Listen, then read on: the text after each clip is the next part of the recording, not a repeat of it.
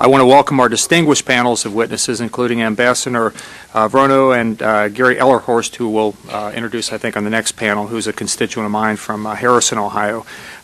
This committee's oversight jurisdiction encompasses problems of all types of small businesses. This includes firms wanting to export as well as those competing with imports. Today, we will examine the proposed free trade agreements and hear the testimony of the Deputy U.S. Trade Representative and a panel of distinguished witnesses from various sectors of the economy. I want to thank them for being with us and sharing their perspectives.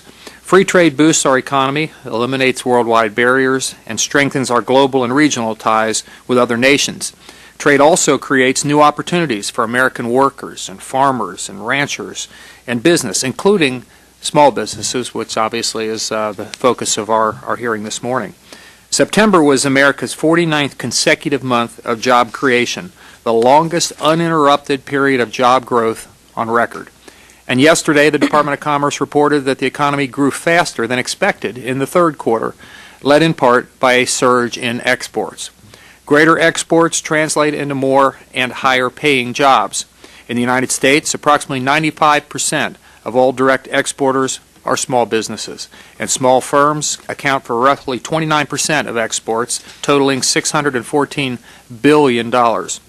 Trade benefits can be seen in every state. According to the Department of Commerce, over 10,000 companies exported from my home state of Ohio in 2005. Of those, 89% were small and medium-sized firms with less than 500 employees. Since the U.S.-Chile and U.S.-Singapore free trade agreements were implemented in 2004, Ohio's exports to Chile have grown by 55%, and exports to Singapore have risen by 99%. But challenging barriers such as customs issues and high tariffs still exist. We in Congress must do all that we can to make it easier for small businesses to compete and to prosper in the global marketplace. Free trade agreements provide important protections, such as transparency and a stable legal trade framework for all businesses, large and small. The stability and transparency lead to exports growing at twice the rate of to FTA partners than to countries where the U.S. has no agreement. The jobs supported by exports pay 13 to 18% more than those not supported by exports. Today, Peru, Colombia, and Panama enjoy duty-free access to U.S. markets. Yet when U.S. goods are shipped to those markets, our products are tagged with significant tariffs. Free trade agreements with those countries will knock down many of these barriers and offer U.S. exporters, many of whom are small businesses, the chance to compete fairly.